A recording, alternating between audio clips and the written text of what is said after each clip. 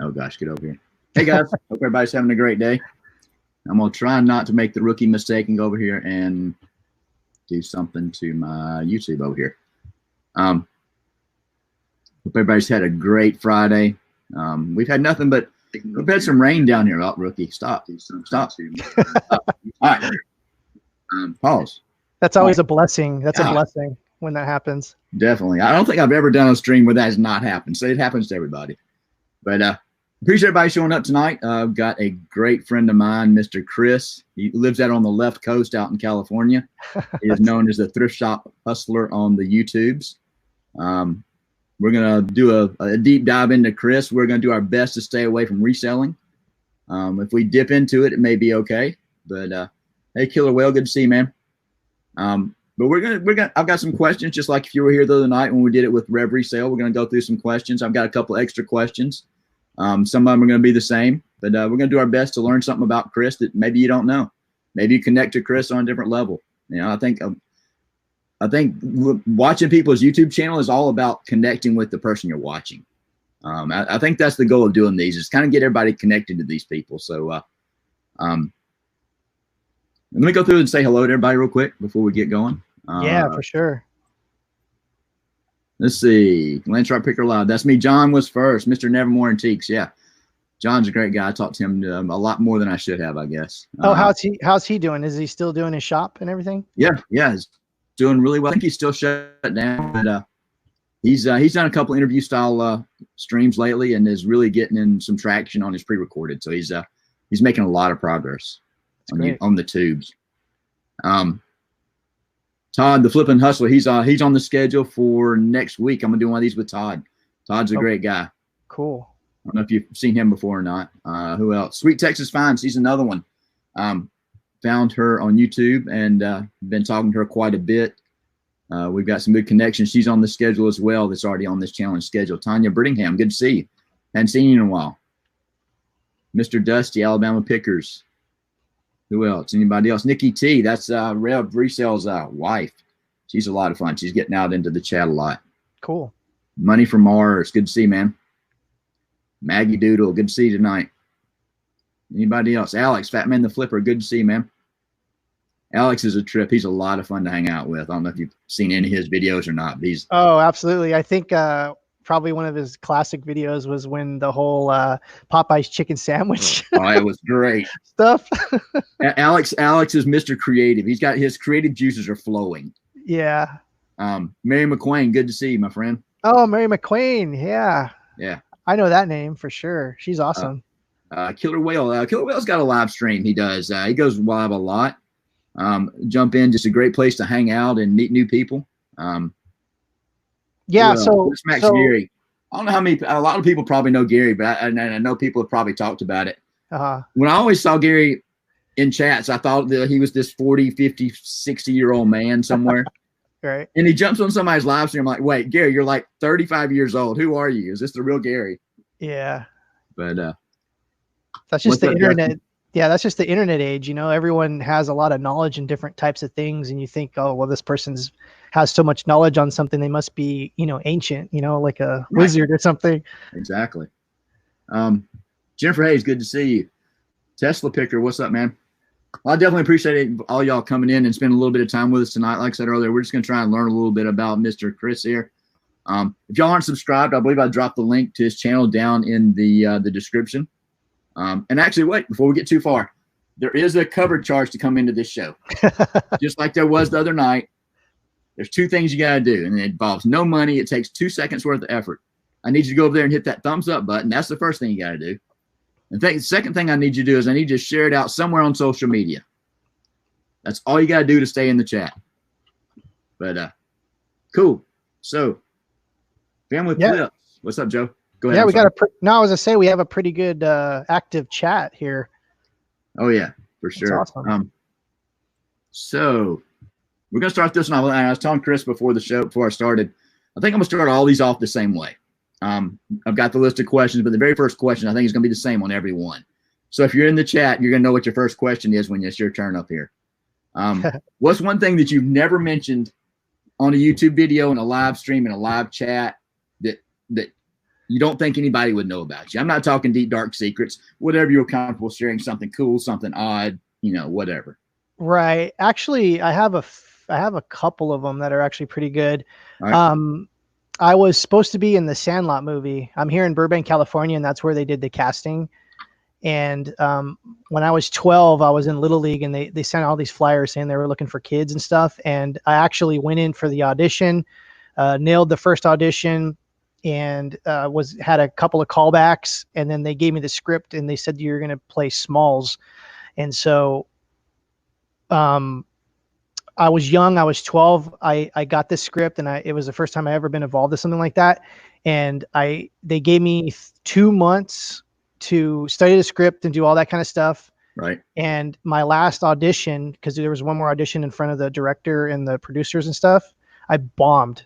I didn't study any of my lines. I didn't do anything like that. And they totally just they took the script, back, and then all these years later, I still regret. This is like one of the biggest regrets of my life, because it's such an iconic movie. Oh yeah, you're killing me, Smalls. And I was just thinking, like, man, I could have been that kid. Like, and they gave me the script and everything, and I blew it, man.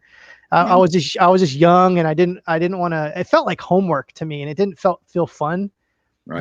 But I wanted to do it originally. It wasn't like my parents forced me to go to this audition. I was like, no, this is cool. They're going to make a baseball movie about, kids playing in their own little league and stuff. And yeah, dude. Well, anyways, that's one of the things I've never shared on live. Well, that's cool.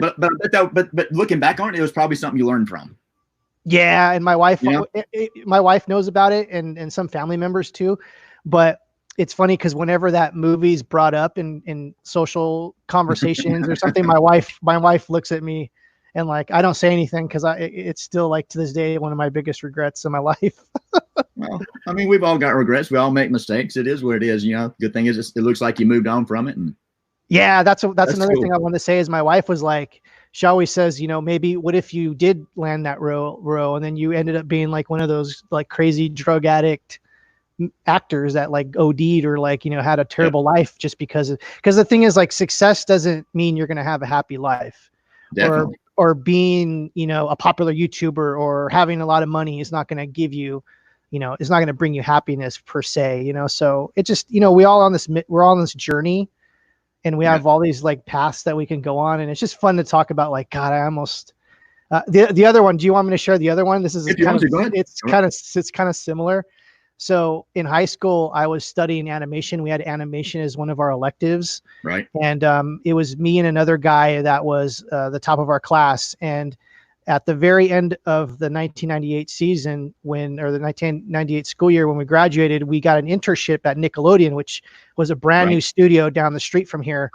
And we were going to do an internship with the head animators. And so me and this other guy, we went there, and they showed us around, and they showed us all these little, like, kind of animation boards and these storyboards and everything. And they're like, oh, there's going to be this sponge that is under the water, and his friend is like a starfish. And I thought to myself, this is the stupidest thing. No, like, I'm 8. Yeah, no problem. I love that ringtone. No, so, like, I'm 18, like, I'm full on skateboarder, full on party guy and everything, and I didn't want anything to do with this, and so I was like, this is stupid. I'd rather go skateboarding and party with my friends. Right.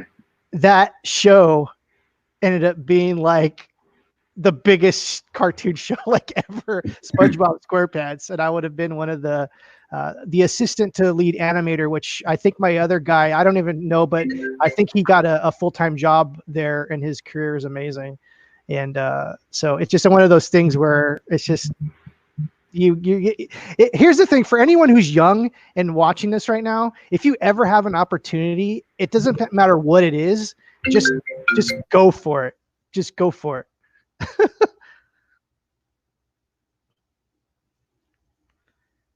But anyways, yeah, so those are probably my 2 biggest regrets, and probably the thing I've never talked about those 2 different stories ever before. But the Sandlot thing probably hurts the most, because literally the script was in my hand, and literally all I had to do was study my lines and just portray that character. And yeah, till this day.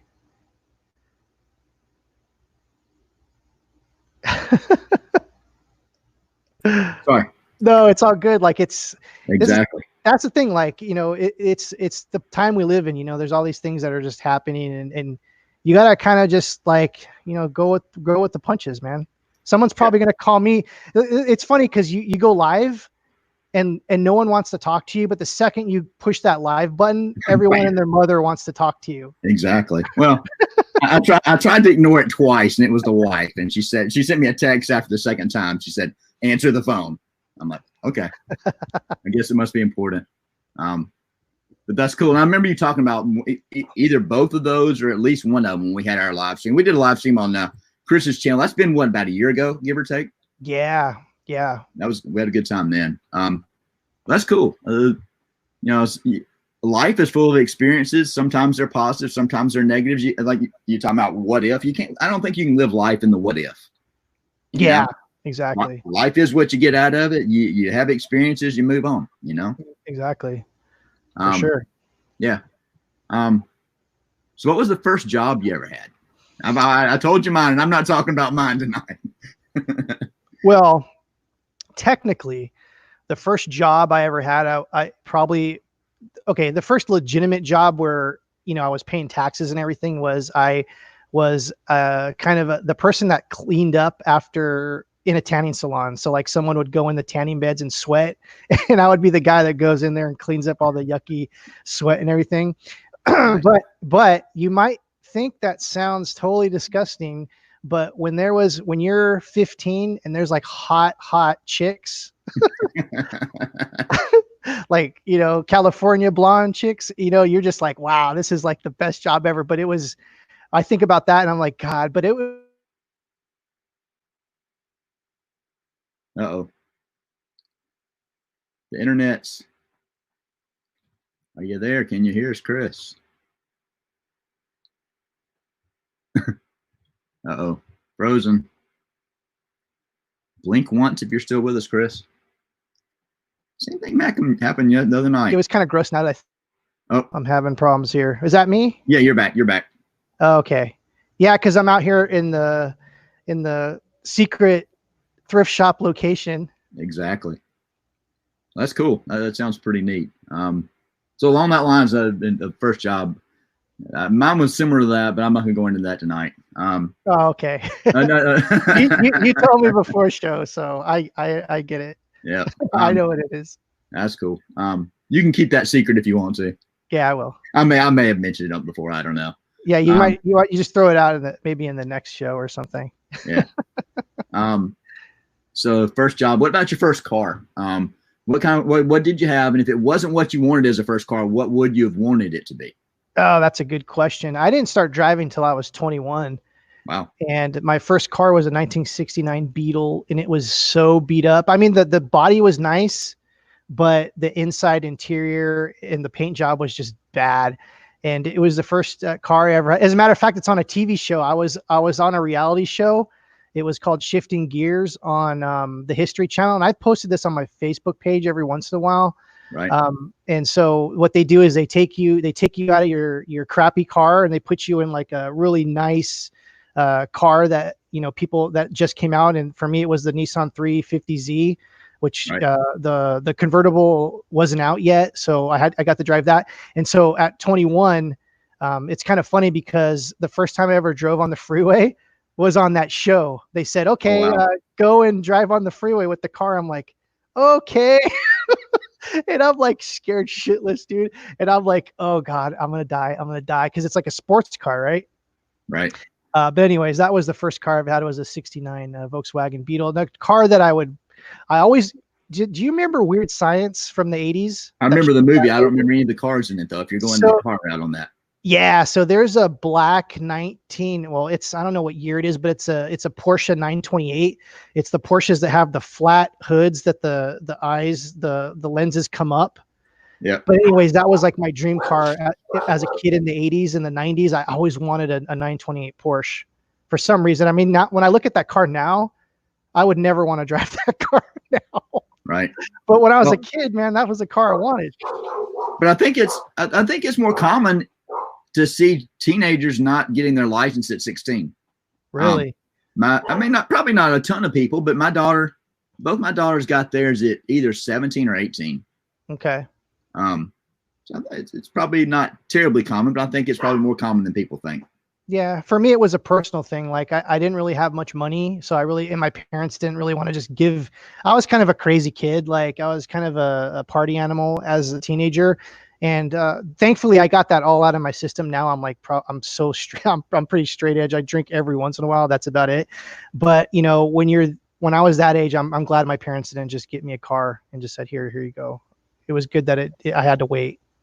Wow, that's cool. My first car I ever had when I turned 16 was my mother's. She was driving a 1979 Ford Fairmont station wagon, white, with fake wood grain down the side, orange interior. I don't know what I would have wanted to drive, but at 16, if you're given a car, you're thankful and you say, okay, hopefully I can put gas in it. What, the fake wood grain, was it the plastic one? I think this one was it probably wasn't even plastic. It's probably some kind of vinyl sticker or something that went down the side. Because I remember my grandma had a similar wagon growing up, and it was like the wood was a fake wood, but it was plastic. And I remember like being a kid, like chewing on it because I was like 3 or 4, and I remember like chewing on this thing. Wow. Hey, that's why I had a crazy childhood, because I was chewing on plastic fake wood grain going up. It wasn't paint. That explains a lot. It wasn't paint chips, but it was pretty similar. There was probably lead in those paint. Oh yeah. No. That's cool. All right. This one might be a little interesting. Your nickname in high school or college, if you had one. I never really had a nickname. I never really liked nicknames, because to me, being in Southern California, it was almost like you were in a gang. You know what I mean? It wasn't like the what is it, the Little Rascals, where Spanky and Alfalfa. It wasn't like that. It was like if you had like a nickname, you were like a gangster or a cholo or something like that. You had to throw up a sign in order to have that name. So like everyone would just call me Avalos. They would just call me by my last name, because I have my first name's Chris, which is like a super common name. Right. And so they would just call me by my last name, because that is very, very uncommon. So yeah, I really didn't have a nickname. That's cool. Not a problem with that.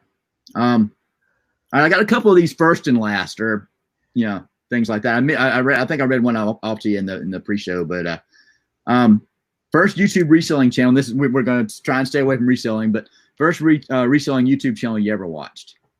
Oh man, this is a good one. Wow. You know what it had? I forget the guy's. Oh man, I wish I knew this guy's name. There was a guy that used to do Amazon FBA, and it wasn't Rake and Profit, and it wasn't any of those guys. It was another guy, and he was doing like retail, not retail. Yeah, he was doing FBA when FBA first came out. Right. And I think that was one of the very first ones. But like some of the very first ones was Rake and Profit, and Nicole State was probably one of the very first ones that I actually started to watch. And what was that other guy?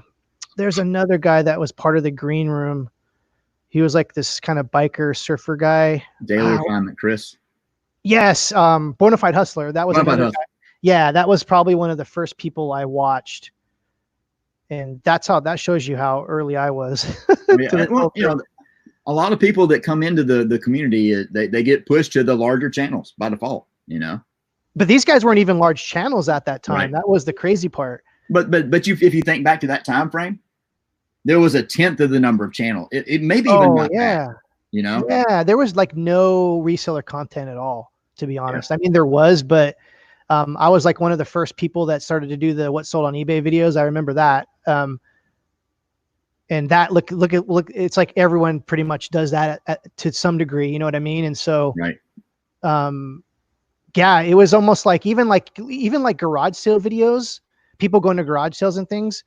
It was only like the gamers that were going looking for video games. They were the only ones that had that content of like going to garage sales and stuff. So yeah, that was the first reseller. That's cool. Channel. And a lot of people, that's probably, those people that you brought up are going to be the common answers I probably get out of most people. Yeah. Yeah. What's the last reselling YouTube channel or video that you've watched? Oh, I watched a little bit of your interview. No, don't give me the. No, I'm serious. I'm freaking dead serious. That was the very last one I saw. Uh-oh, you must have been desperate to find something to watch then. No, I was actually like on the way home and I was getting some dinner and I got the notification and I was driving home and that's what's nice about YouTube is, you know, you could put on your Bluetooth or your wireless radios or your headphones and you can just drive. Like I like listening to podcasts and things like that.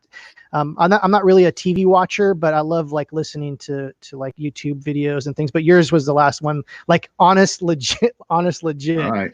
And I'll tell you one thing, I got a VR system, an Oculus Go. Right. And watching YouTube in VR is so awesome. Like I recommend it to anyone. That's cool. I haven't tried that. I've seen all the little VR type headsets. Definitely not the level that you're talking about. The little ones you see all strewn across the thrift store. But yeah, the ones that you just put the phones in. Yeah, that's the only ones I've seen. Yeah. All right, another first and last. What is the first thing you do in the morning besides hygiene? If you do something on a regular basis, you know, every day. God, this is another good one. I probably, the first thing I do is I get up and check my emails and start my shipping routine. That's cool. Yeah. And, you know, I see the kids, you know, and they're often doing their school stuff and stuff, but, you know, maybe the first thing I do is usually make a cup of coffee. Yeah. and check my emails. And that's usually my routine. I don't really work out or do any of that kind of stuff, though I probably should, but that's probably like my first thing that I do is I make that cup of coffee and I go and check my emails. That's cool. Are you the kind of person? I'm the kind of person that my phone stays within reach and I'm checking emails and Facebook. I'm a 24/7 phone user. Yes. And it's bad because when I go to sleep, I try to keep it as far away from me as possible because I'm kind of also afraid of like the possibility of radiation. You know, I heard that like that's not true and whatever, but I still don't want to have my phone anywhere near my head or anywhere near my body when I'm sleeping. And as a matter of fact, I try to keep, like right now I have it over here. I try to not ever have it in my pocket or anything anywhere close to me. Right. That's cool. What's up, Glenn? Good to see you, man. Swamp Picker says, oh, hey, big brother. I thought he was talking about something else. No, he's some people have confused the two of us. I don't know why, but we always joke around that we're both brothers and we're nowhere related. He lives in Louisiana. I'm in Alabama, but there you go. Good to see you, Veronica. Cherry Picker. All right. So the last thing you do before you go to bed at night that doesn't include hygiene, etc. Oh, I unwind with watching a little bit of YouTube. Like I don't have much time. I don't watch TV at all. Right. And I'm usually busy the whole day. And for me to wind down, I usually will put on some YouTube or, you know, I'll watch like, you know, lately I've been watching like Star Trek: The Next Generation, which sounds pretty weird and everything. Hey, great movie, great show, great series. Series. And like I said, I don't watch TV. So like, it's odd for me. Like that's how I'm so go. Like that's how I wind down is I'll watch maybe an episode of that, or I'll watch a couple of YouTube videos, or even sometimes, you know, what's crazy. Have you heard of ASMR videos? Oh my God. Like I've gone down the rabbit hole with those too. And they just like, oh, like if you're like, you can't sleep, you put one of those on and you're done like that. That's cool. I don't know that I have anything that's a standard for, you know, beginning and end of the day, but I just didn't know if people do that, and I just thought it'd be interesting to hear. Yeah, I mean, I've heard all kinds of things. Like, you know, there's the thing where you wake up and you write down the 5 things you're grateful for, or you know, when you go to bed, you kind of check off your list and see what have I accomplished today. To me, I'm so busy. Like if I try to do that, it would be nice, but we live such crazy busy lives now. Right. I'm just thankful to be able to, like, when I lay down at night to go to bed, I'm so like, oh, this is nice. And then that's it. That's cool. So along the line, the first things you do in the morning, what's your favorite breakfast food? I don't really eat breakfast. I don't either on a regular basis. No, I don't. And like, even when I was a kid, you know, I would eat some cereal or whatever, but as an adult, I don't really do breakfast. I'm not really hungry. And that's another whole thing that, you know, it's like the human body wasn't designed for 3 meals a day. It was designed to eat when you're hungry. Right. And I think that's one of the things that the food pyramid really screwed up our civilization, if you ask me. And I think it's like the food manufacturers have put us in this, pigeonholed us into this kind of society concept of 3 meals a day, when honestly you should just eat when you're hungry, and then don't overeat. You know what I mean? And then, just eat when you're hungry, stop eating when you're not hungry, and then do that. And then usually, that's how it works. So I don't do breakfast usually. I'm the same way. Breakfast foods, I eat breakfast food more for dinner than I do for lunch, for breakfast. If we go to like a Cracker Barrel, I like eating like the whole eggs, bacon, sausage, all that. But I wouldn't, if my wife gets up and cooks it, yes, I'm gonna eat it. If I'm at my in-laws or at my parents' house and they cook them, yeah, I'm gonna get up and eat. But I'm not gonna wake up and say I'm gonna go cook some eggs and all that. It's just, I'm usually not hungry enough to eat something like that first thing in the morning. Exactly. Yeah, exactly. Like, and I do some intermittent fasting every once in a while. And as for me, as I got older, I kind of look at my health a little differently. When I was a teenager, I would bring like a frozen 2 liter of soda to school and just drink that the whole day and not gain a pound. If I even look at a soda, that's like 5 pounds right there. I've been lucky talking about that. I graduated high school at like 5'10". I think I'm like 5'11" now. I'm definitely under 6 foot. And I weighed 135 pounds, but I used to eat like 2 Big Macs after football practice. Yep. I could not put on weight. My metabolism was so fast that I was just always doing something, and just could never put on weight. Yeah. Well, I was just saying, go ahead. That's changed a little bit in my older age. Yeah. Yeah. It has to do with the metabolism and all that kind of stuff. But I was the same way. I was like a $120 in high school, like a skateboarder kid. And that was the thing. I was always skateboarding, and that was like, that burns so much calories during the day. Right. And so that's why I never really gained anything. And then when I got older and I didn't really have that, everyday activity, and that's when, the pounds start to come on. That's right. Lone Star Picker, good to see you, man. No problem with being late. The good thing about being late, anybody that was late, it's okay. The entry fee is only 2 things. You got to hit that thumbs up button, and you need to share it out somewhere. So I got a challenge for everyone too. Everyone that has a YouTube channel, when this show is over, please come back and leave a comment of your YouTube channel so I can go and follow your channel, subscribe to your channel, and start following. Definitely. I know everybody hates it. It's so hard now that YouTube took away the 3 dots, the go to channel in the live chats and everything. But really? Yeah. If you're in there now and you go click on the 3 dots, you get like report and ban. No way. You can't go to channel. I think it was to probably curb some of the growth channels. They're out there, the sub for sub type stuff. Yeah, YouTube does some weird stuff, man. That just doesn't make any sense. To me, that doesn't make any sense. What's up, Victoria? Good to see you. But yeah, another good thing about being late, not that it's good that you were late, but there's no penalty for being late. The good thing is that little play button down below the video, it works after the stream is over. That's a secret. Nobody knows that. You can still hit that play button and go back and rewind and watch everything we talked about. There you go. It's too funny. Yeah. So I know you saw a lot of crazy stuff on eBay, and we're not going to go there, but do you collect anything personally? No. And I've collected a lot of things over the years. Like, I was into vintage Star Wars figures. I was into this and that. I was into baseball cards when I was a teenager. I was into like just all kinds of knickknacks and things, but I used to be into comic books. Right. But as I got older, I just think it's just stuff that it just sits there. It does nothing for me. So, I really honestly don't collect anything at this point in my life. That's cool. And it's tough being a reseller or selling on eBay and collecting things, because you get caught in that dilemma of, do I keep it for my personal collection? Well, it's worth money. Should I not sell it? It's tough. Yeah. I've sold every single thing I said I was going to keep. I'm like, I'm going to keep this. I'm never going to sell this. I'm like, it's $300. Yeah. If I don't need it. that'll make pay my power bill, or it's amazing what you're willing to get rid of when you kind of look at it that way. Yeah. And I mean, the ironic thing is, this year I was like, I'm going to sell every single thing I have, because it's just stuff. Like it has no value. It's just stuff, unless it has like, sentimental value or something like that. I can understand, but think about everything you own in your home, whether it be, not even like a VCR, but any collectibles or things. What does it do for you other Right. than, maybe maybe if you have a nice room and it's all displayed nicely, it does something good for your mental like state. But other than that, it's just stuff that just sits. It does Right. nothing.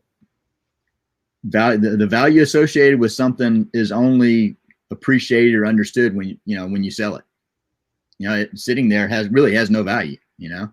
Right. And I mean, like I said, it was kind of funny. Like I said in the beginning, was the beginning of this year. I was going to liquidate everything because I have 2 storage units that are like pretty much death pile units.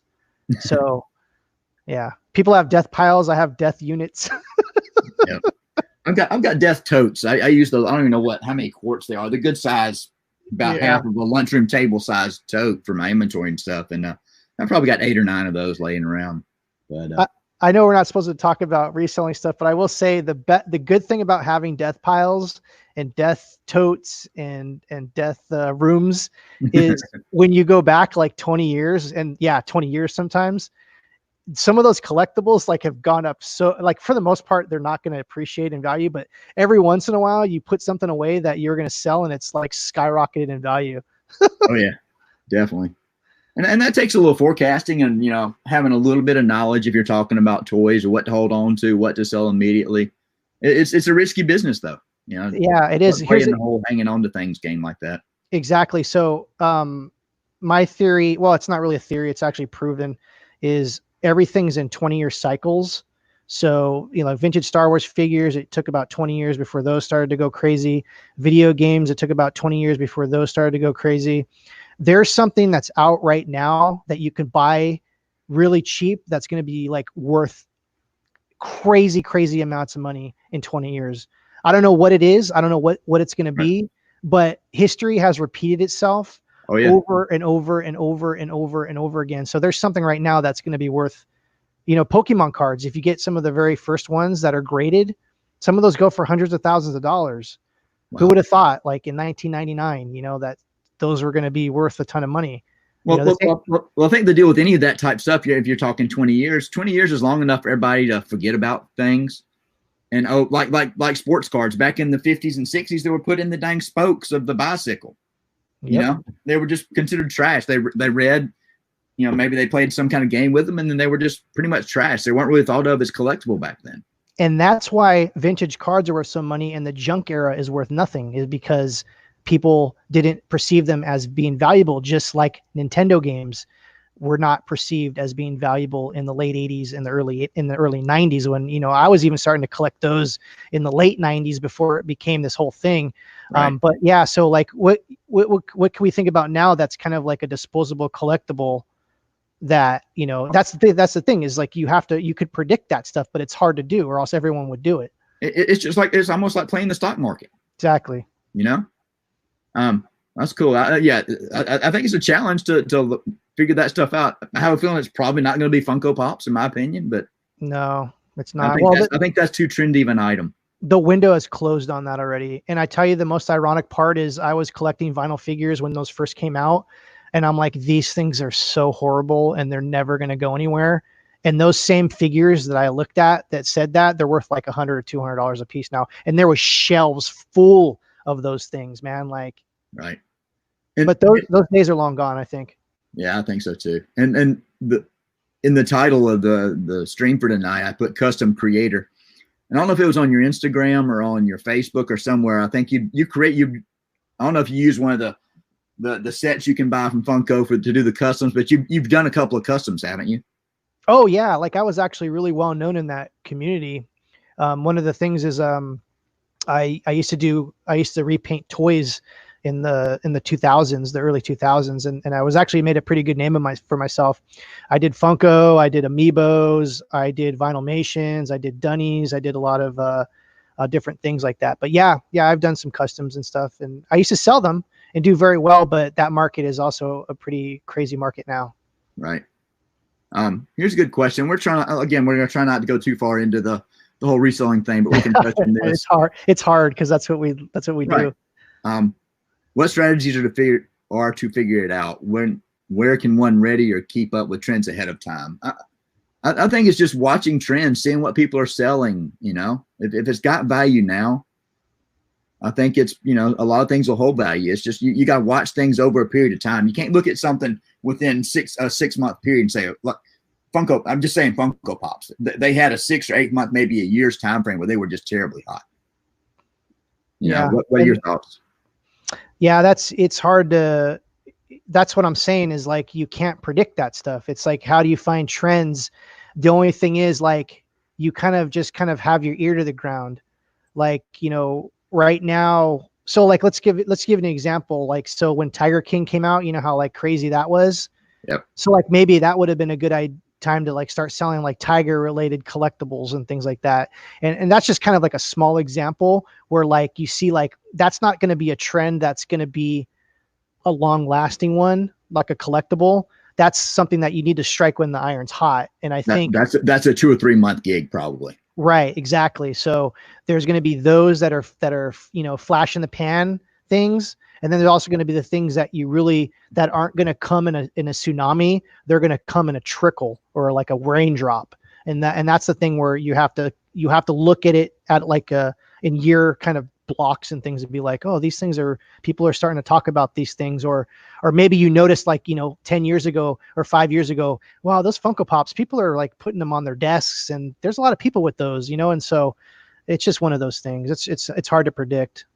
Yeah, definitely. If it was easy, everybody would be rolling in cash, right? Right. Exactly.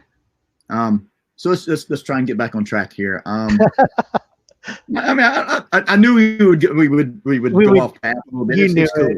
Yeah, you knew it. I didn't want it to run the whole show. Right.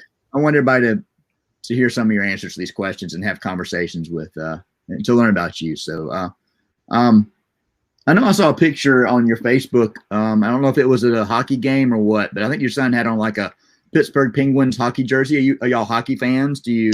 Oh yeah. So like my father-in-law is from Pittsburgh, and his whole family is huge Steelers fans and hockey fans, Pittsburgh Penguins.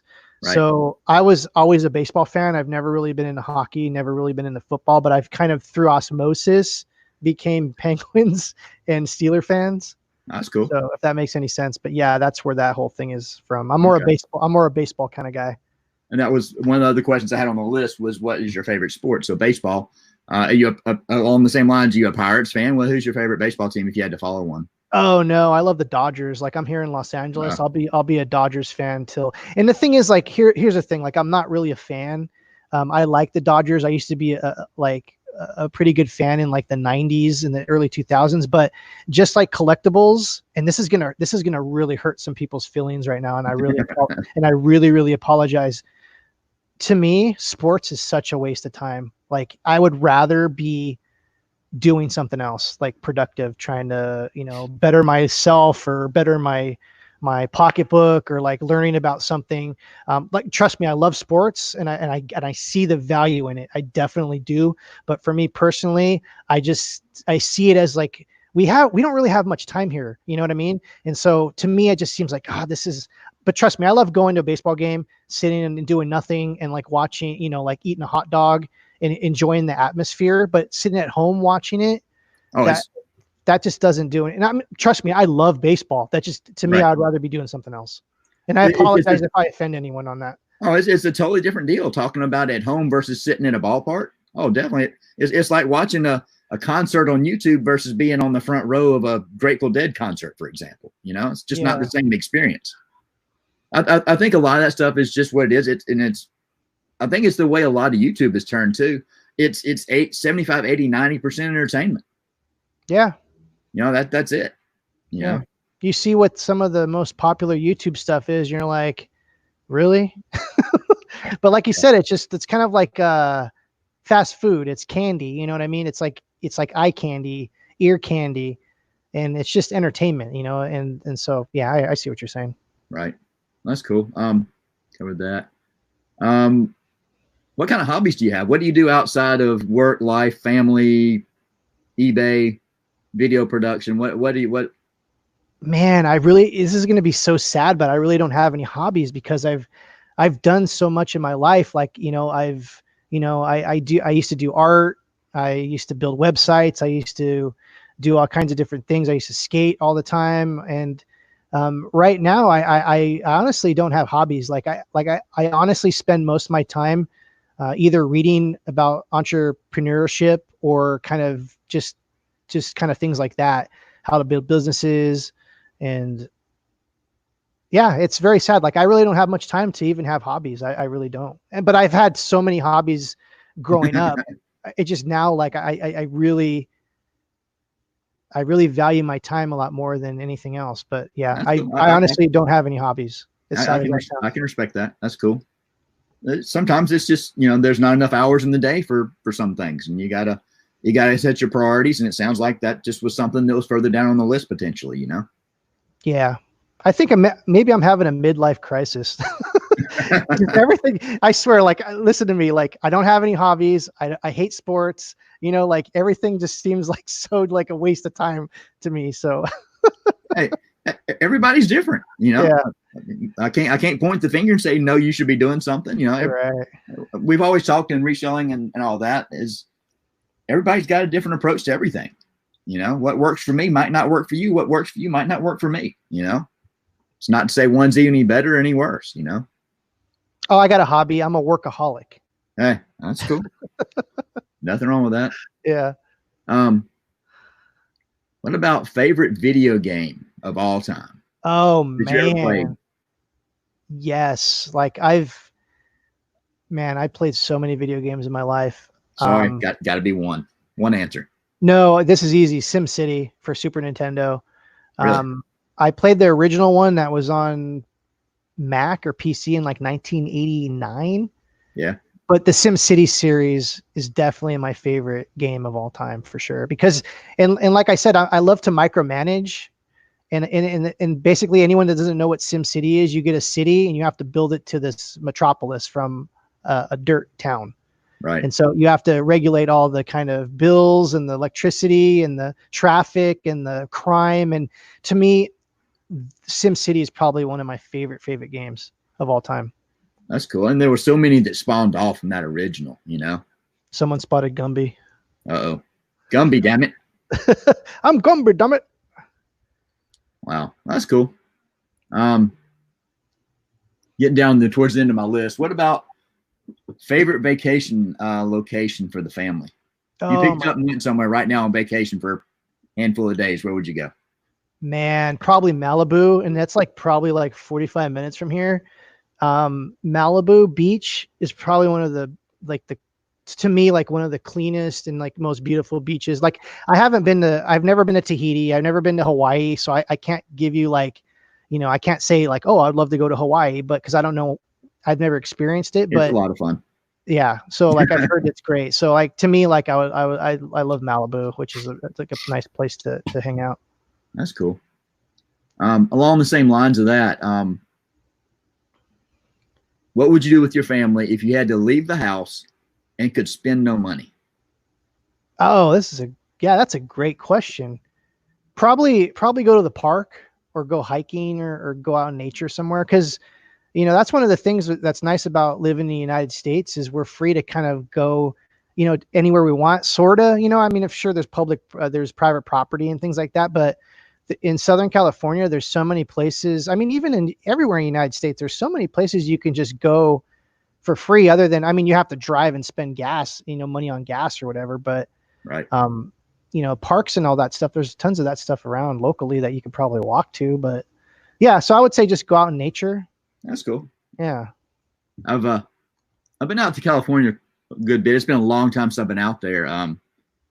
The summer of my high school graduation, we took a trip as a class, my high school graduating class. We made a trip out there, and can't remember if we flew into LA or San Francisco. I guess we flew into LA. We made the trip up Highway 1. Okay. All the way up the coast and stopped, hit Carmel, however you pronounce it. Hit a lot of those things, hit the Redwood Forest, all, just there's a lot of neat things out there. But I think everybody in their mind thinks California, and they think high rise, high rise, high rise everywhere, and bustle and business. But there's a lot of neat places that are out away from the big cities.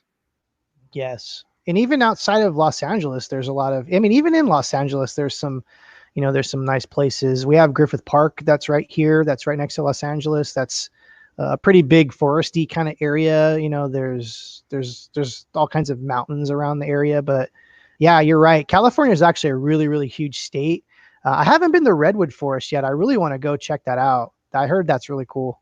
Yeah.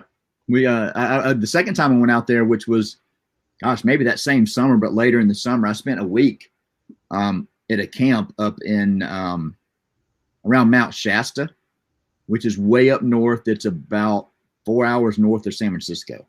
Yeah. It's a really neat country up there. Yeah, I know about that mountain because it's funny. I said I don't collect anything, but I do sell a lot of postcards. Right. And I do get a fair amount of Mount Shasta postcards. So really? Yeah, I know exactly what that mountain looks like. It was really cool. They had it was a camp. It was a Christian camp I went to, and it's kind of out in the country at the foothills of Mount Shasta. And we for one full 24 hours, we all hiked up into it, and you had to separate, and you had to spend 24 hours by yourself in an area. Obviously, there was people within, Oh, that's cool. But I was going to say, I always wanted to this is going to sound crazy, but in the Native American tradition, they would send their young boys out into the forest for extended periods of time. And if they came back alive, they were welcomed, and for the most part, people came back alive, like 99% of the time. But Right. There's just something about that manhood ritual that I wish I can really take my 15-year-old son and put him in the mountains somewhere and be like, all right, come home, find your way home. Because there's just something about experiencing raw nature and having to survive that really brings out your humanity. And I know that sounds crazy, but there's just something about being alone in nature that's just transformation. It's definitely great. I just think so many people, I said a minute ago, I think so many people think California is just this nothing but businesses and crazy, but there's really a lot of neat places. I don't know if I could live out there, but I've enjoyed every trip that I've made out there that I've visited. I've been out there a couple of times on business as well. Yeah, I love California, just the traffic and the people. I mean, for the most part, the people are okay, but I think the traffic is what drives me the craziest. Yeah. To be honest, and it's just you can't get from point A to point B. There's just a lot of people. In the city, if you live in the outskirts of, different places, it should be fine. But yeah. Right. Let me look down my list. I think I left something out. I don't think we covered this one. How and where did you and your wife meet? Everybody's got a juicy story. Come on, we got to have details. Oh my God. So, Lord of the Rings, Twin Towers, I think it's called, or Two Towers. No, I think it's called Two Towers, came out. And I was really into that series, watching it. And so I went to my friend's house to watch it for the first time. And my soon to be wife was there with one of her friends, and they were just loud and obnoxious. And I was just I really just wanted to watch this movie. And so I was just so pissed off and annoyed. And then I find out that she actually worked in the same mall that I did. So I used to be a salesperson at a hobby shop that was in the mall. We sold models and die-cast cars and things like that. And Right. She was a hot dog on a stick manager. So she was pounding. Do you have hot dog on a stick in Alabama? I have not heard of hot dog on a stick. That we call those corn dogs here. Right. I mean, they're called, they're corn dogs, but they call them hot dog on a stick. And they wear these outfits and everything. But anyways, that's how I met my wife, was through that party where I thought she was super annoying. And then I started talking to her, and then the whole thing goes from there. Yeah. And how long have y'all been married? 13 years. Lucky 13. Nice. Yeah. When's your anniversary? November 11th. Cool. I've got my 28th coming up in about a week. Oh, wow. Yeah. Yeah. Marriage is crazy. It's definitely a give and take, and it's definitely a roller coaster ride up and down. And It's not for everyone, that's for sure. But I think, as humans, we become, if you find the right partner, you become a better person, if that makes any sense. Definitely. And what amazes me is, I say 28 years, but it seems like just yesterday that we were, we got married in a garden at the church. I can vividly remember, the details of that. It just seems like you, excuse me, you blink your eyes and time is gone. Years, Yeah. It's crazy. I swear my son was just born the other day and he's 15 now. So it's like, wow. So your son is 15. You got a daughter as well, right? Yeah, I have a 9-year-old, and they're totally opposites. And right now they're driving my wife crazy because they just were introduced to Nerf guns, and having Nerf guns with lockdown, with COVID-19 lockdown is not. Oh, I bet that was a trip. Oh my God. My wife was just, she had it last night. She took the guns away from them, and there was like, you got to get rid of these, like, because they were shooting her and shooting each other and shooting the dog. Like, it was just like, oh, there's a reason why, like, you got to like just play with that stuff outside, Oh yeah. Nerf guns sell pretty well. And yeah, I don't know whose videos I watched when I first got started, but I was picking those things. Anytime I walked into the thrift store, I was picking up every Nerf gun I could get my hands on. I was picking up every Guitar Hero I could get my hands on. And literally, I have a hard time listing. I had 3 or 4 totes full of Nerf guns I had never listed. And our church youth group has a couple of events during the year where they get the kids, they give them all the guns out, and they set up this course and everything, and they have like a Nerf gun battle. It's a lot of fun. I said, I'm not listing these things. I went to the church and said, here, take these. I know you need them. I dumped them out and I said, here. Yeah, for sure. And like, that's the thing too, is when I was a kid, we used to love to play guns. We had cap guns, and some of us had BB guns, and it was like, to me in the 80s, it was such a different time. Like, you can go to Toys R Us and they had literally an aisle full of toy guns, and it was like heaven for me.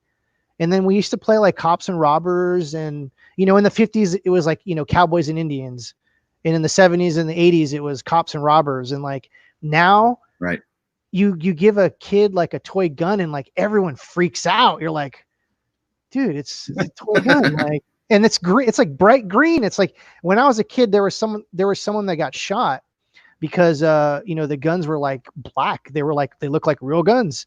And so that's what started that whole thing, was, some kid got shot. It was like with laser tag or something like that too. And that turned the whole industry like upside down from that one incident. So I miss those days. Wow. Definitely. Times have changed for sure.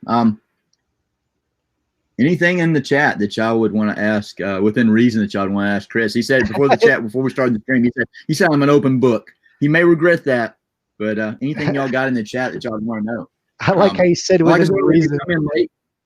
If you've come in late, the only thing you got to do to hang around for the remainder is to hit that thumbs up, share it out, and like Chris said earlier, come back after we get done and leave a comment with your channel so Chris can come follow you. Yeah, I want to do that. I want to check out everyone's channel, because like I said, I've been watching YouTube on VR, and it's such an immersive experience because, like, for one thing, everything is kind of 3D. So like when you're looking at a screen, it's like, it's 2D, it's flat, but in VR, it literally, the screen curves, and it seems like everything is like popping out at you. It's like amazing experience. So I want to see everyone's YouTube channels for sure. Sweet Texas Finds, Lorena, if I mispronounce your name, I know it's either Lorena or Lorena, I apologize. She says, have you planned retirement at this point in your journey? No, I'll work till the day I die.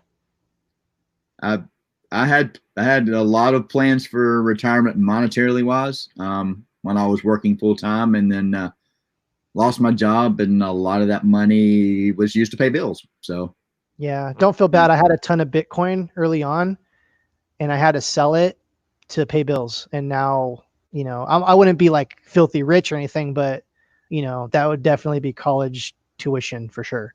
That's gone. I remember when all that stuff first started. You know, it was back when you could mine Bitcoin on like your laptop. Yeah, that was early. And actually make money, you know. Yeah, that was the now early. You got to have these dang $1,500 rigs with 18 video cards in it. And yeah, that's the whole thing too, is cryptocurrency. There you go. Remember we were talking about those 20-year collectibles? Cryptocurrency is going to maybe be something like that in 20 years from now. People will be like, man, you remember those Bitcoins? Man, those things are worth a ton now. Yeah. I mean, look, that hadn't been that long ago. That was when. It was 10 years ago. Yeah. I was about to say about 10 years ago. And like I said, you could sit there and mine and make 10, 15, 20 Bitcoin, you know, over a short period of time. That was back when it wasn't as, I hate to say competitive, but you know. Well, yeah.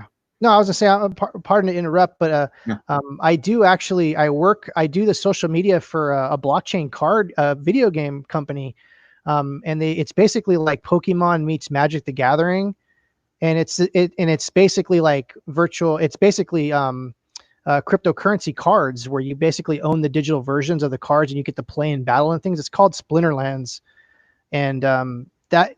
You know, you asked me what my hobby was. I guess that I'm into that kind of stuff too right now is cryptocurrencies. Right. And like I said, it's called Splinterlands. You can look it up. And if anyone after the show wants a free, I have starter decks. So, you know, if anyone wants to try out the game, it's basically like Pokemon meets Magic the Gathering. And I think like, you know, down the road, some of that stuff is actually going to be worth some money. So that's cool.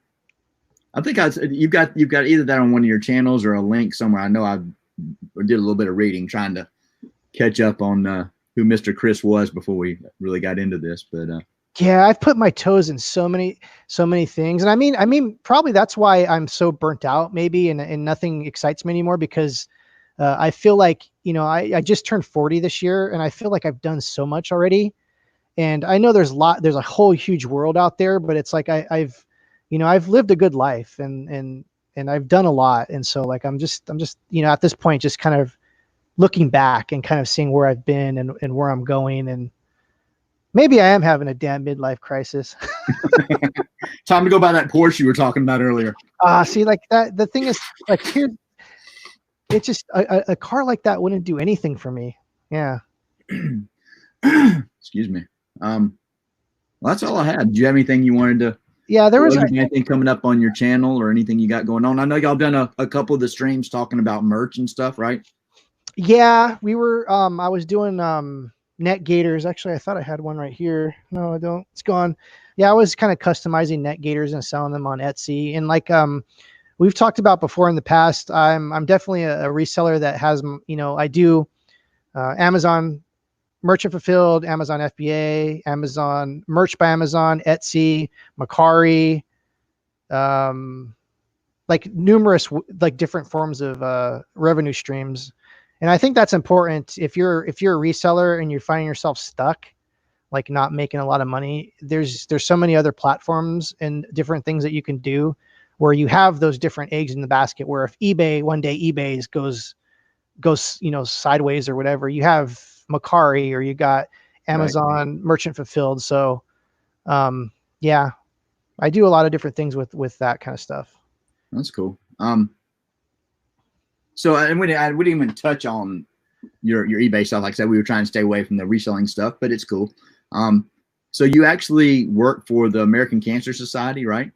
Yes. Like, so I'm here in our one of our discovery shops.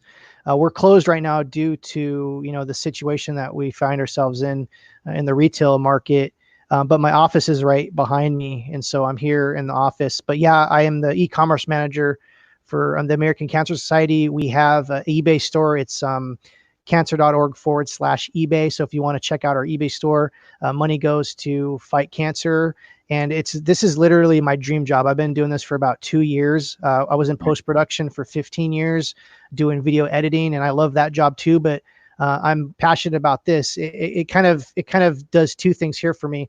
You know, number one, I get to source and I get to store stuff like directly from donations for the eBay shop. And, I get to visit other shops. I get to, do all that kind of stuff. I run the eBay business. So it's like, I'm passionate about that. So I love this. And Right. also the mission of like trying to cure cancer, raising money for cancer patients. Because the American Cancer Society, it's not just an association that is just raising money for, to find a cure, but we also have housing, wigs, rides to doctors. Like, we do so much stuff for the communities. It's an amazing mission. Like, I'm truly blessed to be in this position that I'm at. I mean, look at me. I'm literally in a thrift shop right now doing a live show. Like, and I can't wait till we're back. Whoop, there goes Gumby. I can't wait till we come back to the store. But our eBay business is alive and well. That's why I'm here. We have a jewelry event coming up on May 22nd. So if you're into jewelry, we're going to have like over 100 items that are going to go live on that Friday. Like I said, 100% of the proceeds goes to the American Cancer Society. And yeah, thanks for reminding me about that, man. Cause I get so lost in like everything. It's like, I definitely wanted to talk about that for sure. Yeah. Once we get done, I'll drop the link down in the description if anybody wants to hear it, or go check it out after the fact. If you're watching this after the stream ends, and anybody that was joined late, like I said, all you gotta do is hit that thumbs up, share it out. And guess what? There's a secret on YouTube, that little triangle down there to the left of the little line where we're on the stream. You can hit that button after the stream. You can go back and replay anything that you missed. But I definitely appreciate you taking some time out, and hopefully everybody in the chat learned a little bit about Chris. That's the goal of these interviews. So many people do interviews, and you sit back and what do you sell and where do you like to source and how much did you sell this week? And do you do FBA? And do you what's your average cost of goods and all that? But in the end, how many people talk about learning something about these creators? What do they like to do? And that's my goal with doing these, is getting exposure to people and letting these creators kind of open the door and let people come in, so. Yeah, no, I really appreciate you reaching out, man. That means a lot, because we've talked about this before in the past. I'm very much a lone wolf in this community. I do my own thing. And the fact that you reached out to me and said, hey, would you like to be a part of this? Like I said, man, I really appreciate that for sure. Yeah, it's not a problem. You're welcome anytime. Marie Perlette, who is out your way, she's a little further north than you. She and Justin. What's your favorite ice cream? Oh, it changes all the time. Right now, I want to say I really love Cherry Jubilee. That's at Baskin Robbins. It's one of the 31 flavors. Yep. Cherry Jubilee right now is probably one of my favorite ice creams, but I do love strawberry. I do love Wild and Reckless, which is kind of a twist on Rainbow Sherbet. But right now I'm really into Cherry Jubilee. It's basically like a cherry ice cream with like cherry chunks in it, for anyone that hasn't ever had it. That's cool. One of my favorite, I live in a county, one county below us is known for their peach farms. Ooh. And, you go down there and I live probably 2 minutes off of Highway 65, which runs north and south. And if I go like 45 minutes south, I hit that county, and there's like 4 or 5 like fruit stands and things like that. And you go into them and you get fresh ice cream, homemade ice cream. And it's got chunks of fresh peaches straight off the tree. It's amazing. That smell must be amazing too. All those fresh peaches. It's good. I love it. I'm very picky about fruits. I can eat a fruit just right off the tree, but if I'm gonna sit down and eat, I like cold fruit. I like something that's been sitting in the refrigerator for a long time. Yeah. But I don't know if we have a Baskin Robbins. Last time I went to Baskin Robbins was actually up in Tennessee. I don't know if I can't remember if we have any down around Birmingham.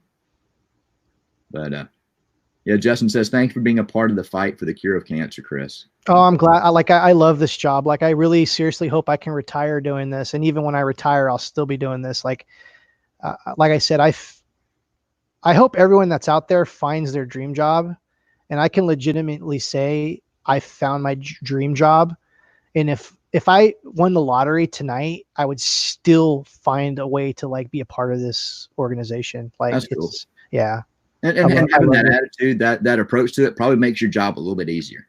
Oh, it's fun. It's not even a job. It's right. Like, it's like playtime, like literally. Yeah.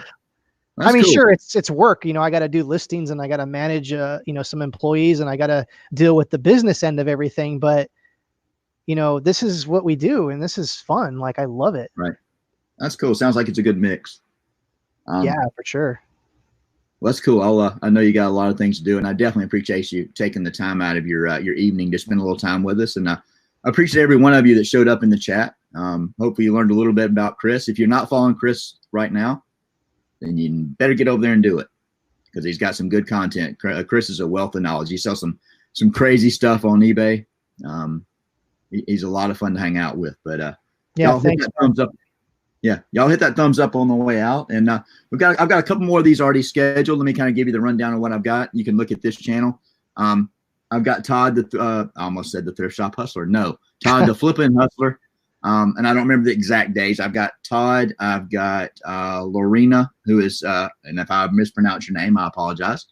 Sweet Texas Fine is on board. Who else have I talked to? I've got Joe, the Family Flips, that's going to be doing one of these. I've talked to Anthony Pittsburgh.